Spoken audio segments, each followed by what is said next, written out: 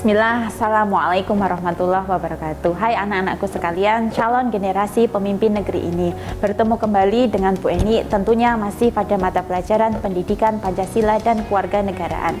Untuk materi pertama di kelas 12 kita akan membahas kasus-kasus pelanggaran hak dan pengingkaran kewajiban warga negara. Secara umum kalian sudah sering mendengar untuk istilah hak dan kewajiban warga negara. Nanti ada 4 submateri yang akan kita bahas untuk bab yang pertama ini. Yang pertama adalah makna hak dan kewajiban warga negara. Yang kedua, hak dan kewajiban warga negara dalam Pancasila. Yang ketiga, kasus-kasus pelanggaran hak dan pengingkaran kewajiban. Dan yang terakhir adalah penanganan pelanggaran hak dan pengingkaran kewajiban. Mari kita simak untuk perbedaan hak asasi manusia dan hak warga negara. Dapat kita lihat bahwa antara hak asasi manusia dan hak warga negara memiliki beberapa perbedaan. Yang pertama, bahwa hak asasi manusia itu melekat kepada diri setiap manusia, sedangkan hak warga negara melekat dalam diri manusia dalam kedudukan sebagai warga negara. Jadi, hak asasi manusia itu bersifat universal atau dimiliki oleh setiap manusia, tetapi untuk hak warga negara itu tergantung dari status kewarganegaraannya. Selain hak asasi manusia dengan hak warga negara, kewajiban asasi dan kewajiban warga negara juga memiliki perbedaan. Kewajiban asasi terlepas dari status kewarganegaraan yang dimiliki oleh orang tersebut, sedangkan kewajiban warga negara dapat diartikan sebagai tindakan atau perbuatan yang harus dilakukan oleh seseorang warga negara sebagaimana diatur dalam ketentuan peraturan perundang-undangan yang telah berlaku. Jadi, kalau kewajiban asasi itu kewajiban dasar yang dimiliki oleh setiap orang terlepas dari status kewarganegaraannya, tetapi jika kewajiban warga negara itu tergantung dari status kewarganegaraan yang telah diatur dalam ketentuan perundang-undangan. Nah, berikut merupakan contoh-contoh hak warga negara yang ada di dalam Pancasila. Sila yang pertama, menjamin hak warga negara untuk bebas memeluk agama sesuai dengan kepercayaan serta melaksanakan ibadah sesuai dengan ajaran agama masing-masing. Untuk sila kedua, memiliki kedudukan yang sama dalam hukum serta mendapatkan jaminan dan perlindungan hukum. Pada sila ketiga, memiliki hak dalam keberagaman yang dalam masyarakat Indonesia, seperti hak mengembangkan budaya daerah untuk memperkaya kebudayaan nasional. Di sila keempat, menjamin partisipasi politik warga negara yang diwujudkan dalam bentuk kebebasan berpendapat dan berorganisasi serta hak partisipasi dalam pemilihan umum.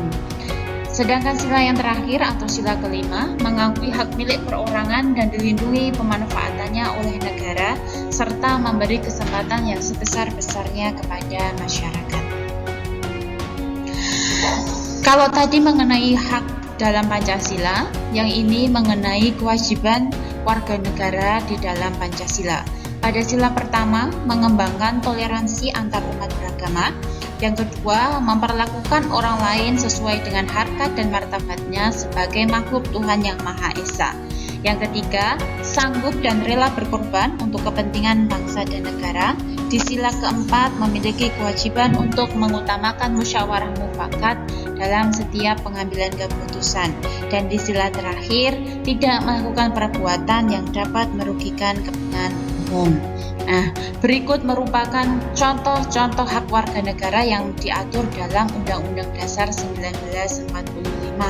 Di gambar yang pertama ada gambar pelaksanaan musyawarah untuk mufakat yang diatur dalam pasal 28. Di gambar yang kedua adalah kebebasan untuk melakukan ibadah sesuai dengan keyakinannya masing-masing diatur dalam pasal 29. Gambar yang ketiga adalah gambar mendapatkan pendidikan yang telah diatur dalam pasal 31. Dan di gambar yang keempat adalah mengembangkan kebudayaan nasional yang diatur dalam pasal 32. Dalam pelaksanaan hak dan kewajiban warga negara, pasti akan terjadi pelanggaran hak dan pengingkaran kewajiban yang disebabkan oleh beberapa faktor-faktor berikut. Yang pertama adalah sikap egois atau mementingkan diri sendiri. Yang kedua, rendahnya kesadaran berbangsa dan bernegara.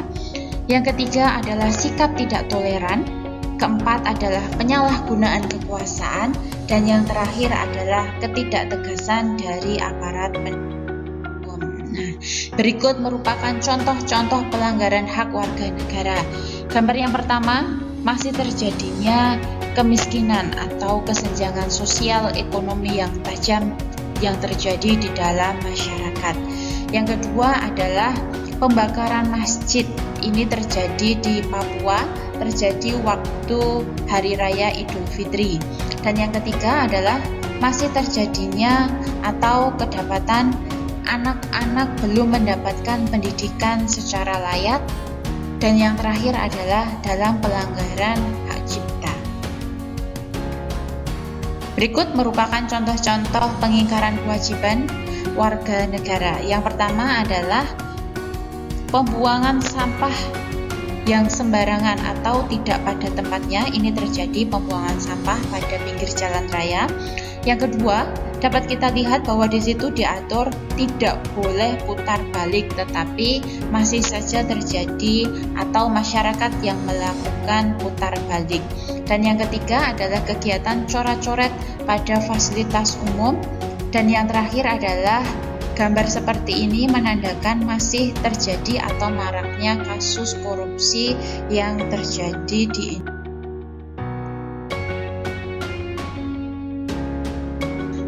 Dalam mengatasi kasus pelanggaran hak dan pengingkaran kewajiban, pemerintah telah melakukan berbagai upaya pencegahan yang dilakukan antara lain dengan menegakkan supremasi hukum dan demokrasi, yang kedua dengan mengoptimalkan peran lembaga negara, yang ketiga meningkatkan kualitas pelayanan publik, keempat dengan meningkatkan pengawasan dari masyarakat, yang kelima meningkatkan profesionalisme lembaga keamanan dan pertahanan.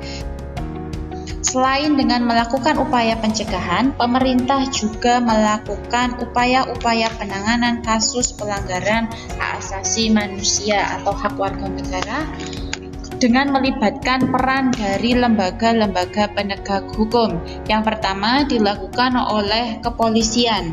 Dalam hal ini melakukan penanganan terhadap kasus-kasus yang berkaitan dengan pelanggaran terhadap hak warga negara untuk mendapatkan rasa keamanan, seperti penangkapan kasus atau penangkapan pelaku tindak pidana umum. Yang kedua dilakukan oleh Tentara Nasional Indonesia. Dalam hal ini melakukan penanganan terhadap kasus-kasus yang berkaitan dengan penanganan gerakan separatis atau ancaman keamanan dari luar maupun sebagainya. Yang ketiga dilakukan oleh lembaga peradilan, melakukan peran untuk menjatuhkan vonis kasus pelanggaran hak dan pengingkaran kewajiban warga negara. Dan yang terakhir dilakukan oleh Komisi Pemberantasan Korupsi, melakukan penanganan terhadap kasus-kasus korupsi dan penyalahgunaan keuangan. Demikian tadi pemaparan mengenai materi yang sudah kita bahas. Semoga bermanfaat. Sampai bertemu pada video berikutnya. Wassalamualaikum warahmatullahi wabarakatuh.